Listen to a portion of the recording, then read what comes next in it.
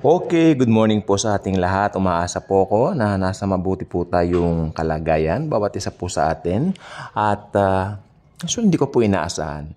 Ito po ay aking clinic claim dahil sa biyaya ng Panginoong Hesus. We are all okay.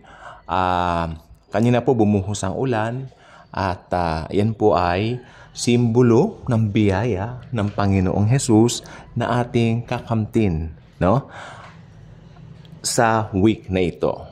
Manifestation po kasi we are already blessed. Tatandaan po ninyo, like kung tinuturo, built-in na po sa atin ang blessing. Pero yung manifestation according po doon sa kanyang kalooban. Okay. Yan po, napaka-basic naman po ng ating pag-aaralan ngayon. Pero essential po talaga para po sa espiritu po natin. Okay. Nakakatuwa po ito, no? Kasi tignan po ninyo, basahin nyo po. Need at least 4 basic elements to survive. Bilang mga tao, syempre. Ito po ay mga pangailangan natin, no? 4 po ito bali. Unang-una, tubig. Syempre, pangalawa, yung hangin. Tapos, pagkain, pangatlo. At syempre, kailangan natin ng kaliwanagan o liwanag, ilaw. Kasi mas masarap pong, tignan po ninyo, nakakapagtrabaho tayo, lumalabas tayo ng bahay kapag maliwanag. Hindi sa dilim. Kaya nung hinuli ang Panginoong Hesus, sabi niya, ngayon ay oras ng kadiliman, ito ay oras ninyo. Ayon doon sa mga humuhuli sa Kanya. Okay, maibig sabihin mga alagad sila ng kadiliman ni Satanas. Okay? Pero ang liwanag, wow, talagang it represents the Lord Jesus Christ. Okay, tingnan po natin. Need at least 4 basic elements to survive. Number 1, water. Number 2, air. Number 3, food. And number 4, ilaw o light. Okay. And look what the Bible tells us about Jesus. Sabi ni Jesus, I am the living water. Okay. Pagtuunan natin ng pansin, I am the living water. Pag na kay Jesus ka na, siya ang living water natin. Ano ba ang sinusupply ng water sa atin? Okay. Tayo po, kapag ka nauhaw, iinom tayo ng tubig. Pero right after siguro 30 minutes or so, kung medyo mataba, 30 minutes lang, inom na naman ng tubig. Ibig sabihin, nauuhaw ka pa rin. Although, okay, elements po ito na maganda at kaaya-aya naman po sa atin pong mga katawan, may benepisyo po. Malaki pong benepisyo ng water. In fact, may narinig po ko, you can survive without a food rather than without water. Mas kailangan mo ng tubig. May mga nakasurvive sa isang island, uminom lang ng tubig, nabuhay po sila. Months po yan, ha? Water lang. Okay. So, kaya nga po nakalagay po siya sa unang listahan, water. Pero yung water na binibigyan ng Panginoong Hesus, ito po ay water na nagpapawi ng uhaw natin sa spiritual. Ibig sabihin, kapag ka nasa Panginoong Hesus ka na, hindi mo na kinauuhawan yung mga bagay na kinauuhawan mo nung ikaw ay hindi pa mananampalataya ng Panginoong Hesukristo. Alam mo yung mga yan. Ito yung mga bagay ng mundo. Alam mo ninyo yung mga mundo ngayon, yung mga tao ngayon sa mundo. Yung mga hindi mananampalataya ng Panginoong Hesus, makikita po ninyo sila. Iba ang kanilang mga kinahuhumalingan. Iba ang kanilang mga hilig. Iba ang kanilang mga lakad. Kaiba sa mga lakad nating mga Kristiyano na naglagak ng pananampalataya sa Panginoong Hesukristo.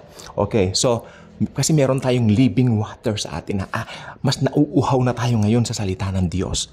Amen? May iba na tayong pagnanasa. May iba na tayong ninanais na gawin. Ito ay ang ipahayag ang kabutihan ng Diyos sa pamamagitan ng Panginoong Hesukristo sa bawat araw ng ating buhay. Okay? So, napansin niyo po yun? Yung living water na binigay sa atin, talagang pinawi niya ang uhaw natin. Pinawi niya na yung uhaw natin. Dati uhaw tayo sa mga walang kwentang bagay. Alam po ba ninyo, matatawag kong walang kwenta ang mga bagay na kinahuhumalingan ng mundo. Sapagkat mga bagay na kinahuhumalingan ng mundo, ito ay lumilipas din. At ito ay hindi nananatili. Pansamantala lang po. Kumbaga, nadaya po sila. Kasi tignan po ninyo, kapag sikat na sikat ang isang bagay, o for example, sa Facebook, di ba po sa Facebook ngayon, may mga nagiging tanyag, may mga nagiging famous. Kapag kami mga dumarating pong ganyan, ang mga tao, nandyan po lahat, makikita mo talagang doon po sila nag-flap-flap, kanda po natin, doon po sila talagang nag-gather, kumbaga parang punong-puno ng comments, mula ng mga comments na nalaging famous. Pero right after so many years, laos na po ang mga yan. Kaya ibig sabihin, iba na naman ang kanilang kauuhawan. Hindi sila nabigyan ng satisfaction. Only Jesus can give us true satisfaction. So, si Jesus, nung water, siya po ay tumisimbolo po sa water sapagkat siya po ang tanging makakapawi ng ating mga uhaw. Pangalawa, hangin. air. Okay. Hindi po tayo mabubuhay ng walang air.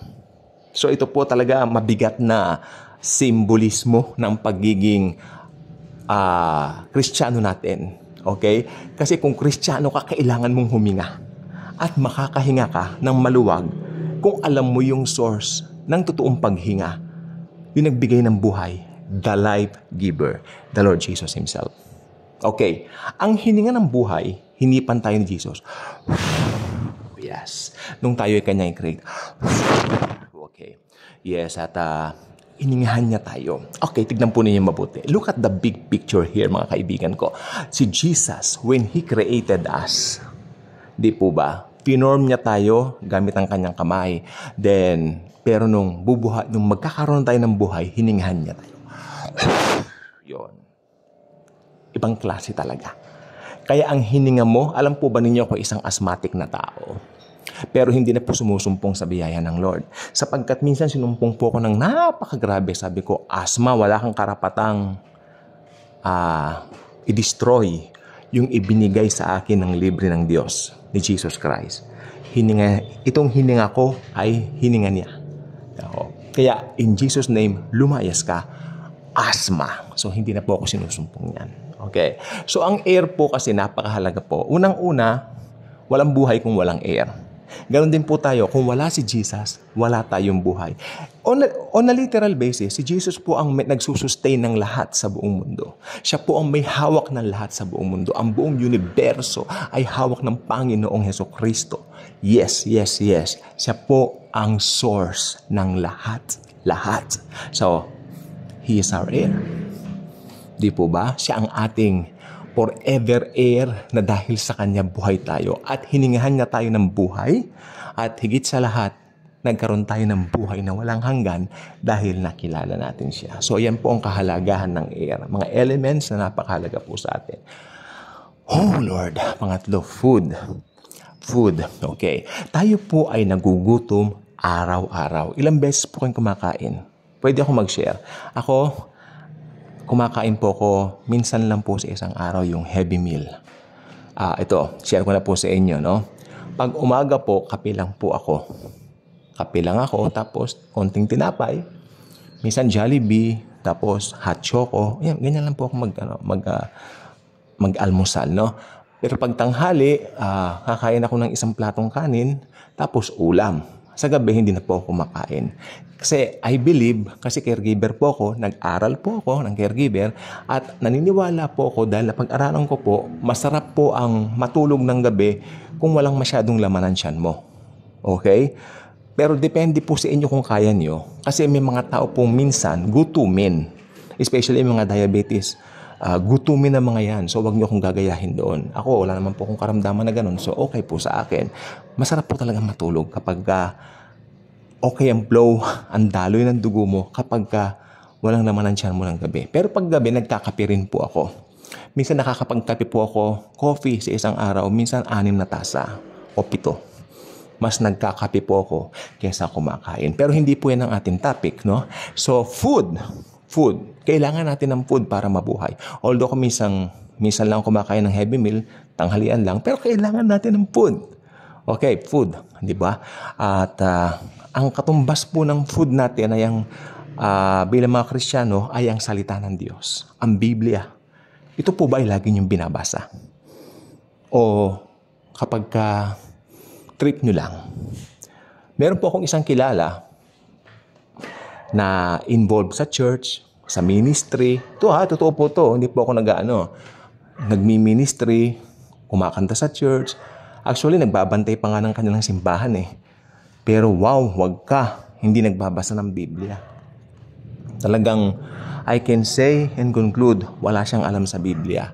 Matagal ng Kristiyano, hindi nagbabasa ng Biblia. Paano po kaya? Yun ano po?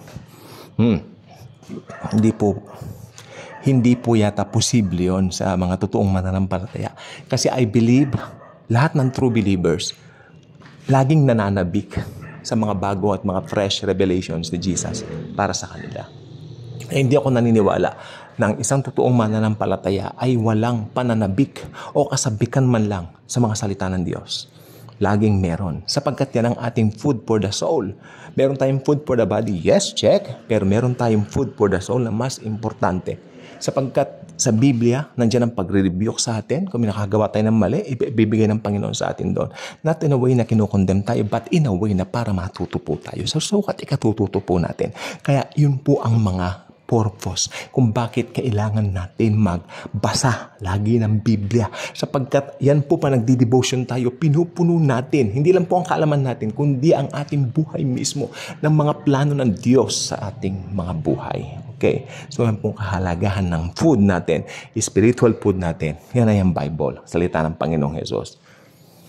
Number 4, ilaw. Nung si Jesus po pumunta po sa isang festival ng mga Hudyo, sabi niya, I am the light of the world. Sino mang lumalakad sa kaliwanagan ay hindi matitisod at hindi madadapa. At habang ako ay nasa mundo, ako ang ilaw ng sanlibutan. Sinabi ng Panginoong Jesucristo yan.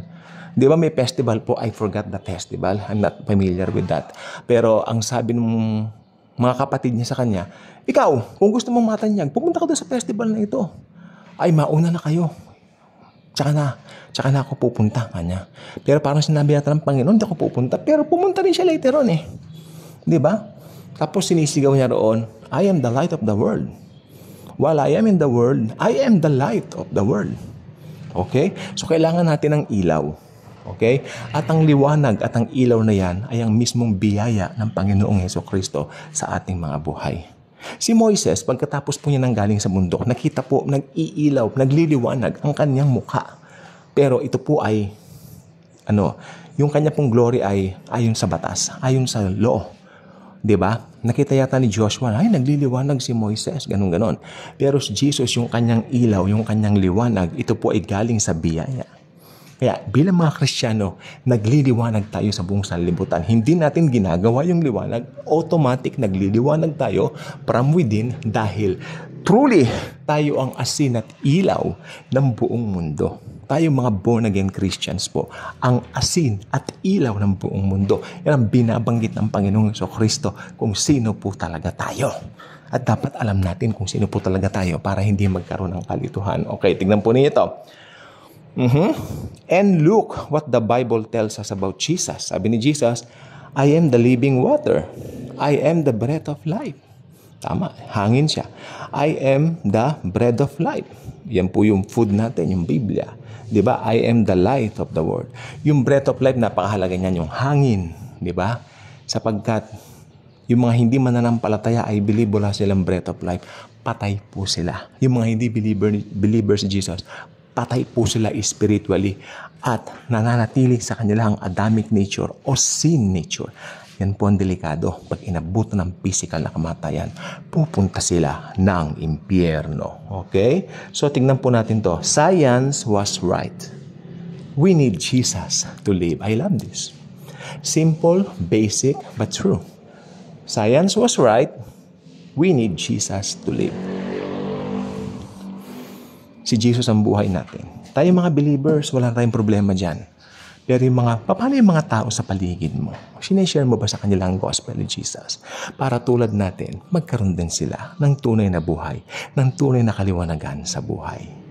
Thank you, and Jesus truly loves us all.